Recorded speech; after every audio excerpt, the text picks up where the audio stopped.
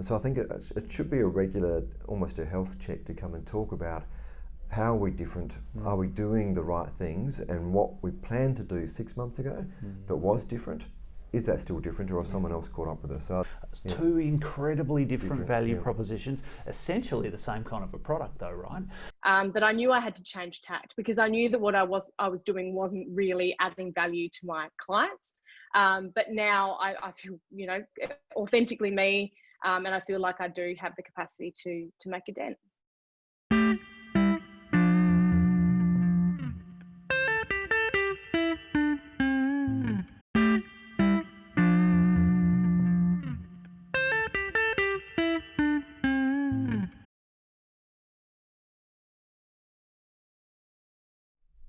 Hello, welcome back to the Advisory Deck. I'm Troy Forrest, and once more I'm joined by my partner in crime, James McGill. How are you, James? I'm good, thank you, Troy. Good to hear.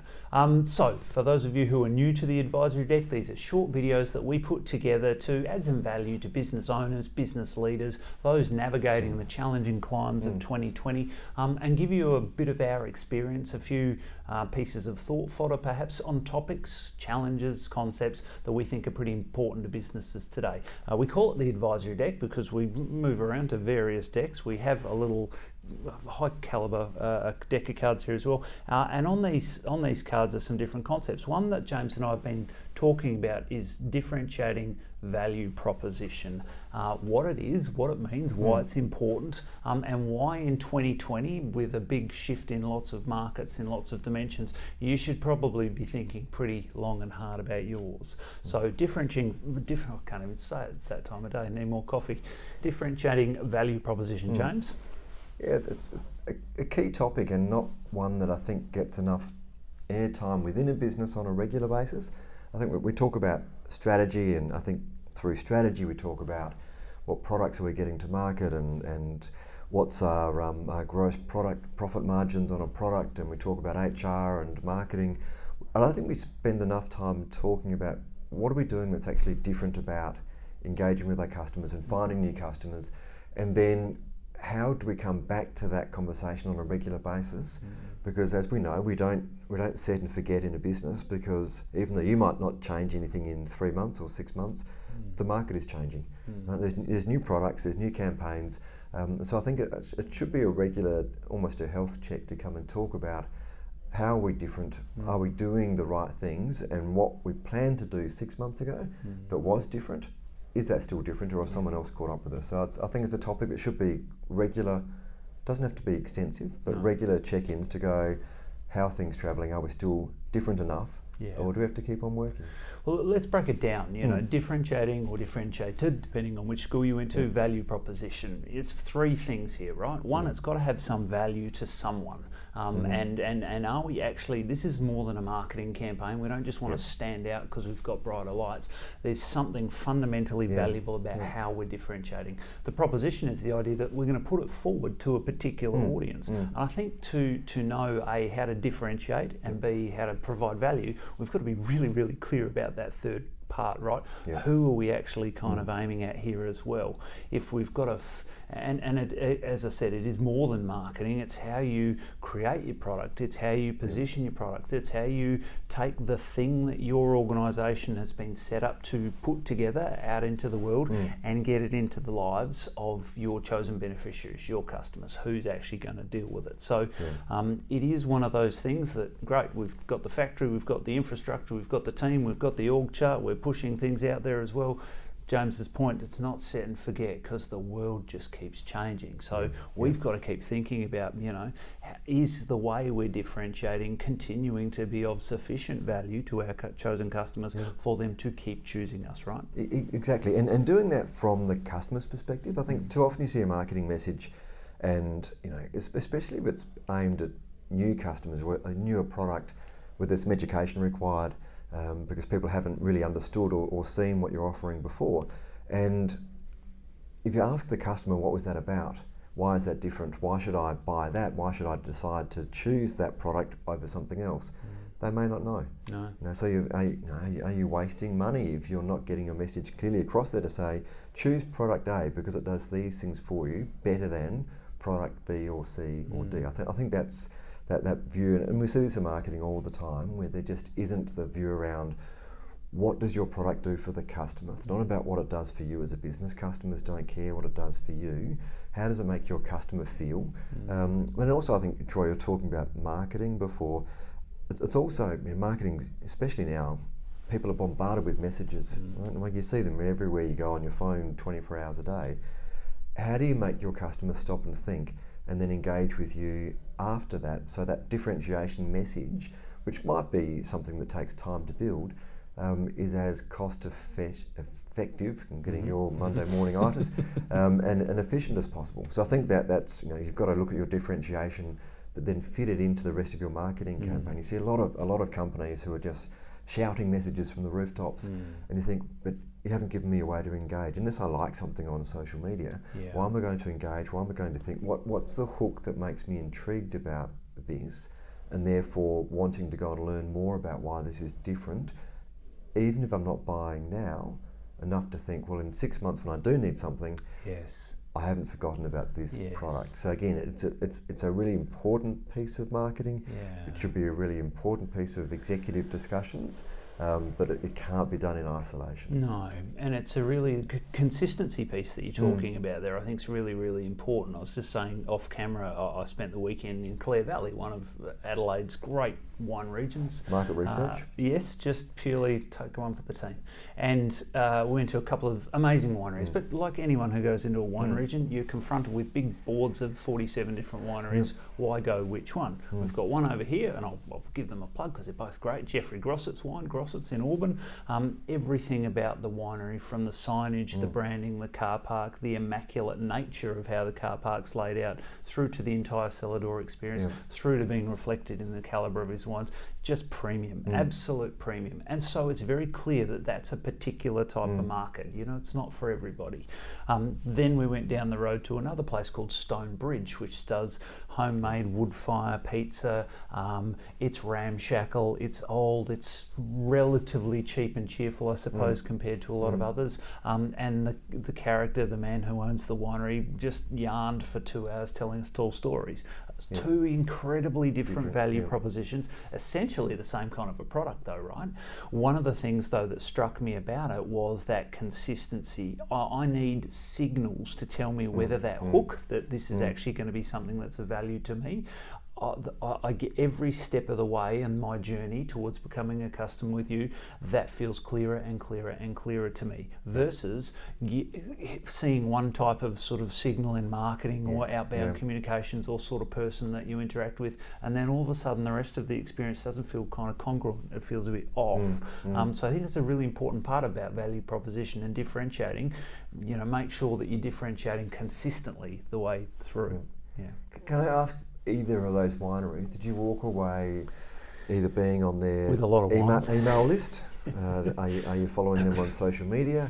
Is there something that you've walked away from that in 3 weeks' time you'll be thinking about them still because they found a way to engage with you and they know now who you are? Yeah, absolutely, yes. And both of them for very, very different reasons. And so where Jeffrey Grossett's winery, for example, only opens its cellar door 6 to 8 weeks a year because it sells out. A very small batch, very boutique. So it's kind of like, I want to know when that next one's kind of happening, okay? Versus the other guys, they'll never sell out of wine. They got wine coming out of their ears, but he's got his bulk poured on special, and he's there's a special pizza and wine matching night going on as well. So again, now I'm kind of pre-qualified myself as someone who would want to be interested in those kind of things. But the idea that to find that mechanism to continue to show your customers we're still here, we're still valuable, we're still different, we've still got a proposition that we think is of interest to you, and getting that consistency of messaging out there is really important. So are you on their email list? I am. On both? I am. Did you sign up at the winery on the weekend? I had signed up to one previously, but I signed up to the other one on the weekend. Okay. Social media? Following? One of them I am, and I haven't. I've only on Saturday, so give me time. Yes. Yeah. And I think that's the key. Is again, as the company, is finding those things, especially if you're a physical site. Right? Going, when someone walks in the door, how do we make sure that if there's a group of 4 or 8 or 10, that we found a way to make them engage with us when they walk out at the end of the day. Hopefully they've had a great time, but you've got people who've gone, I'm now following you on social media. So I was at lunch at give another plug, Sidewood, Adelaide Hills near Harndorf. Beautiful. On Sunday. Fantastic setup, just beautifully done. The kind of place where it's a premium setup, but I think it's also relaxed. So they're going to appeal to a different audience depending on whether you want to go for something more formal or casual. 15-20 minutes from Adelaide, right? So great location. 8 of us for lunch. There was nothing through the lunch, and again it's lunch. It's harder at lunch to come and sell something at lunchtime to say, what would you like for mains, and please follow us on social media. So these are harder experiences, but this is where companies can do it really well. 8 people for lunch. We all should have walked away from there in some way, shape or form, being engaged with either an email list, a social media list. There's something that makes us think, when I've got a choice later on, do I go back there? Do I take people there? Do I buy wines from somewhere else? And I think that's the piece around differentiation. It's not just the fantastic building they've put together and the great service they had on the day. It's how do I then think about my buying choices later on to go, that was a great wine. In my memory, it's differentiated by this beautiful setting. Yes. But if I'm selling it to someone else now, or choosing it off a menu, is it any better? So I think, again, not easy, right? These are not easy things to figure out. No. It should be a constant conversation, but go and ask your customers what they think around differentiation, what their experience is, because often those insights help you drive things you can do to get better at it. And we're talking about wine, one of the ultimate customer experience, cellar door experiences, as a great way to kick this conversation off. But it doesn't matter if you're a medical services professional, you're a GP clinic, you're a physiotherapy practice as well. The same competitive pressures are there for you, and the sense that, well, just because I've got some geographic advantage around a customer cohort, that's becoming less and less of a really powerful differentiator, unless you've got amazing car parking. More and more it's about, are we really, really clear about what it is that does genuinely set us apart, and how do we keep that message under the noses of our customers? We could be a new technology business in any kind of a sector. Technology is really interesting. If technology is part of your differentiated value proposition, you've only got a window on that, right? Because it's going to be superseded at some point in ever shorter time increments. And so, as Apple has done, for example, your differentiating value proposition there is technology plus beauty plus a procession of ever more improvements that I can predict when the next one's going to come out. So, having a think about all of those kind of things together, professional services, accounting practices, consultants, there's a lot. And so, thinking really clearly about it. Maybe we'll throw to someone who knows, who's got some experience, and maybe a bit of a couple of tips for us on how they are differentiating themselves in a competitive marketplace. Absolutely, thanks, Troy. So, in my experience, there's I suppose an underwhelming consensus that work health and safety is all about policies, procedures, and paperwork. It's boring, it's frustrating, it's tiresome, and people are a little bit disenfranchised about it. So I think there's a massive gap between how work health and safety is perceived as this bureaucratic and compliance-driven type activity versus the ethical and moral obligation that really underpins it all. So ultimately, I've posited myself as shifting from using compliance as a driver for change to using care for people and a real want to sort of prevent people from getting seriously hurt or even killed at work as my platform. So traditionally, I was very systems orientated and very compliance orientated, but the cognitive dissonance got so wildly uncomfortable for me that I knew I had to change tact, because I knew that what I was doing wasn't really adding value to my clients. But now I feel, authentically me, and I feel like I do have the capacity to make a dent. Well, I think it really starts with, sort of anchoring off that message of care for people and honing in on what it is that could seriously injure or kill a person, and what are we going to do to prevent that from happening. The second part of it is the fact that I'm not wielding a great big dirty compliance stick and using fear mongering as a way of trying to engage my market. And I steer as far and wide from complex management systems as I possibly can, because as we know, some of the most effective risk management strategies have absolutely nothing to do with paperwork. So I seek to engage and empower people to lead change rather than leveraging the paperwork side of things as a driver. And of course, while I've got the technical detail all in the back of my mind, I try and communicate in the most authentic, most human and most adaptive way possible. I hope I'm not a preacher when it comes to health and safety, and I'm much more about harnessing the stories and views of others rather than all of my own. So my only other piece around differentiating myself, I guess, is that my work isn't just a job to me. I absolutely love what I do. And to illustrate this, I have turned my consulting business into more of a social enterprise.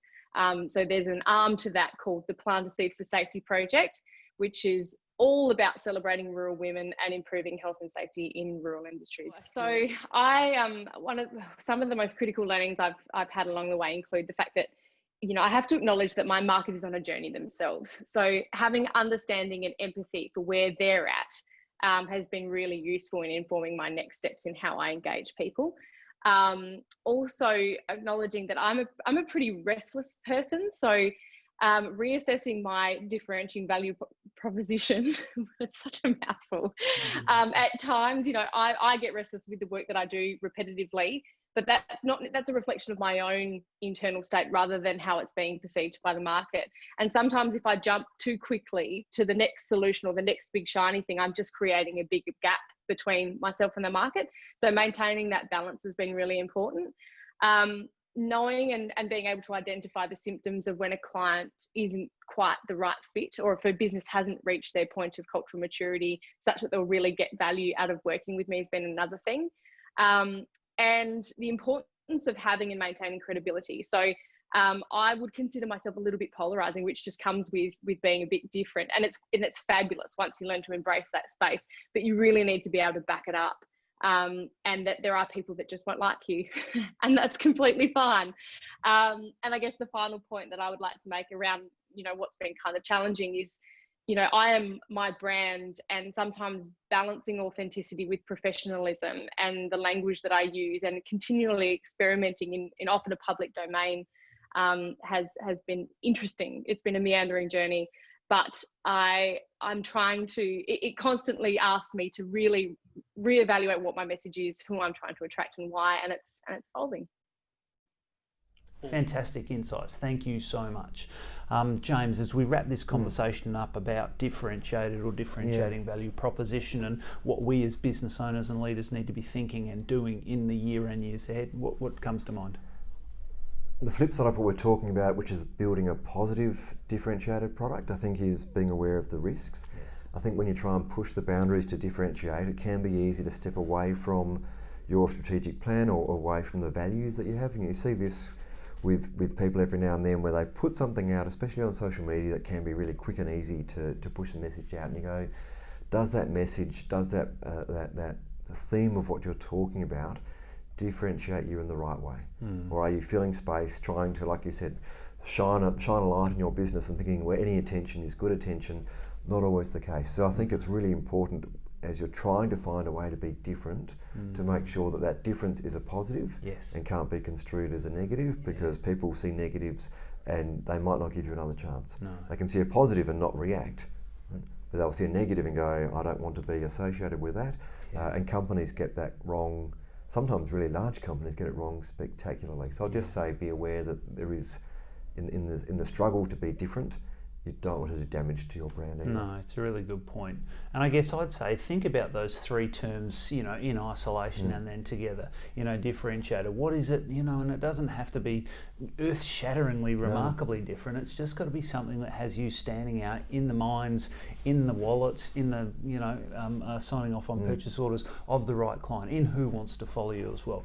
Go to that value piece though. Is it genuinely a value to them? Why? How are they making that judgment? How are you communicating that through your proposition to them? What is it that you've framed up as a business model, as a process, as a package of services? What's the thing that you say, in this unique way in our market, we are different in a great way for these customers, and we'll happily stand behind that. Have those conversations regularly, right? Spot on. Righto. We hope that's of some value to you.